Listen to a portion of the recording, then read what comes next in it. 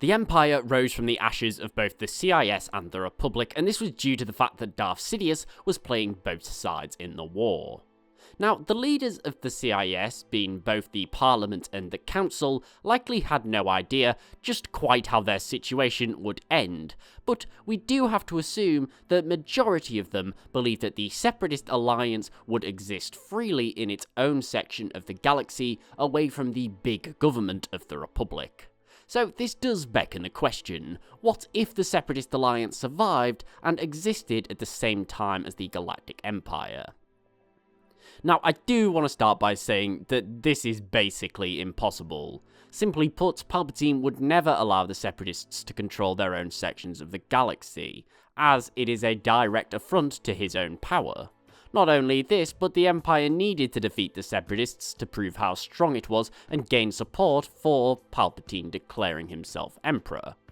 As well as this, the Empire would use the countless assets that it did seize from the Separatist worlds to actually build up its own war machine that kept this autocracy in power. But for the fun of this theory, I want to say that somehow this does happen. So for this rethink, we're going to be saying that at the end of the war, it's a lot more balanced. The Separatists weren't losing quite as bad as they were in our own timeline. They were in fact holding their own, still pretty strong, putting pressure on the Republic in the mid and outer rim. Now, the Battle of Coruscant still happens, Dooku is still killed. However, we want to say that Grievous survives Utapau and escapes. He then moves the Separatist Council from Mustafar so they are not killed, and the droid army is not shut down. Aside from this, everything goes how it does in our own timeline. Anakin joins Palpatine, becomes Darth Vader, and the Jedi are mostly wiped out as Palpatine declares his new order. Now, again, if this would actually happen in this timeline is difficult to say. Without defeating the Separatists, Palpatine would likely have far less support in the Senate. But again, we're going to say that it happens, so let's continue. So the war's not going to end overnight. It's going to continue for a while. The Separatists are pushed back to the Outer Rim, with Vader leading the clone armies against them. However, Palpatine has a new problem. Without as much control and support in the Senate, he's struggling to maintain control of his new empire. It's becoming difficult. More and more ex-Republic worlds are gaining an anti-imperial sentiment and demand that the democracy is reinstated and Palpatine steps down. So what does Palpatine do? He gets the Separatists to agree to a peace treaty. Now, remember, the Separatist Council are the ones who control the droid army and their businesses. So they're actually the ones who Palpatine needs to make the deal with. So we're going to say the CIS is allowed to exist as their own smallish section of the Outer Rim. Huge amounts of CIS territory is going to be seceded to Palpatine's empire. At the end of the day, the Separatists aren't going to be getting an amazing deal out of this, but the Separatist Council's going to get what it wants out of it, and that's the main thing. The CIS can't continue the war without the support of the businessmen. So the peace treaty is tenuously signed and peace is restored to the galaxy as the Separatist Council consolidates their own resources in their now independent section of the galaxy, along with any of the actual Separatists' worlds that were lucky enough not to be seceded as part of the deal with the Empire. There's going to be a lot of things happening here. There would probably be a refugee crisis from Separatist worlds that would be falling to the Empire, who were fearful of reprisals, but we're not going to go into that right now, but it is important to think about. In the meantime, Palpatine is going to be securing his empire, viciously putting down freedom movements, and breaking the will of the once Separatist worlds and pro-democracy worlds that he has inherited. Without having to deal with the droid army, this is not going to be a problem at all. The Republic, which is now the Empire, still has a massive clone army. It's important to note that at this point the Empire is still going to be the unquestionable superpower. The CIS is still, within reason, a superpower, but just nowhere near the size and scale of the Empire. So what happens? Well, you see, there's a bit of codependence that I would see developing. Remember, Palpatine still controls the lion's share of the galaxy's resources, including key financial institutions such as banks, as well as control over the people, who are at the end of the day the main point of any economy. And of course, all raw minerals and materials and foods, he would still control a lot more of than the Separatists did. However, the CIS have some things that the Empire wants. 1, huge amounts of wealth. 2, factories, and also things like R&D on new technologies and other breakthroughs, including the Death Star. Not only this, but vast trade networks and the ability to control and use them.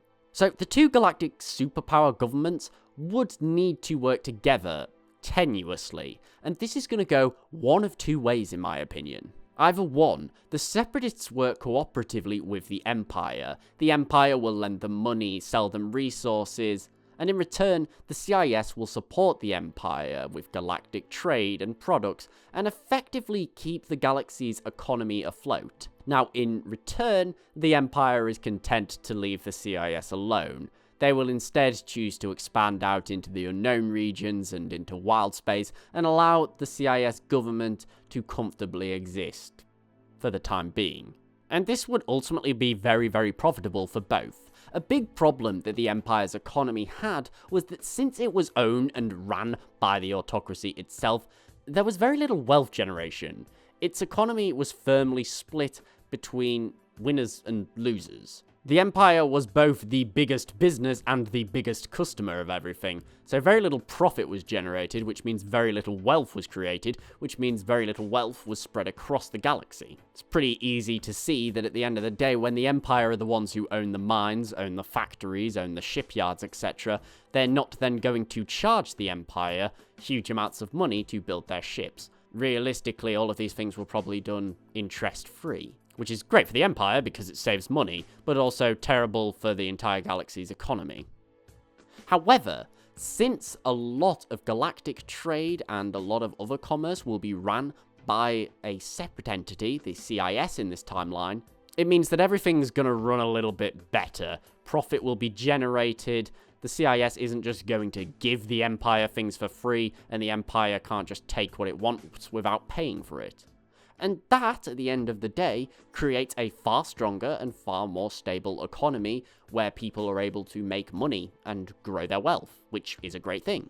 Now, the second option, and in my mind this is likely far more likely, and that is that the marriage between CIS and Empire goes terribly.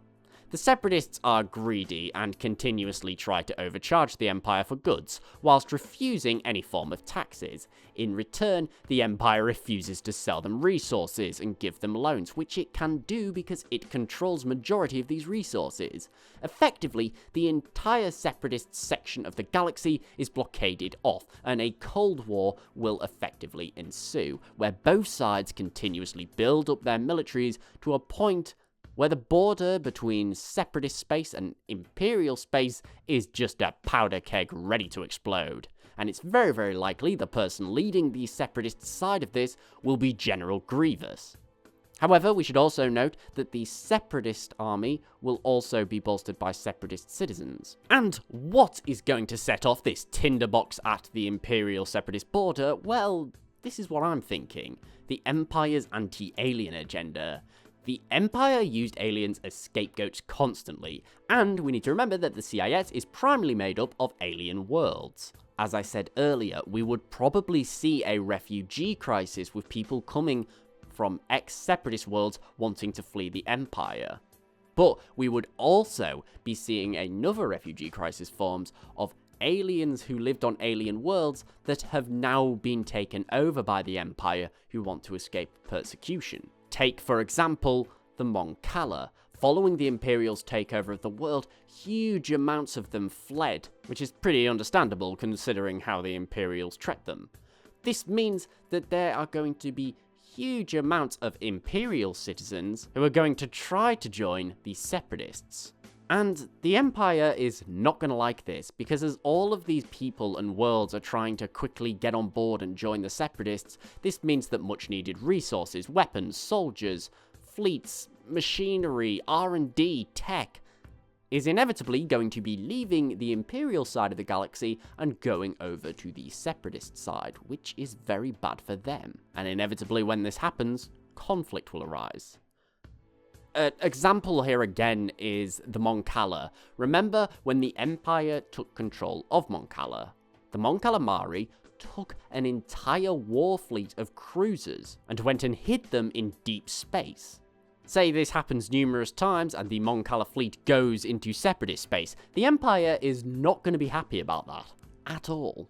Now, a war between the CIS and Empire would be interesting. I envision some sort of massive showdown between Grievous and Vader, which I have to admit from a fan perspective is just very cool. Also, it's kind of difficult to say who would win that fight between Grievous and Vader.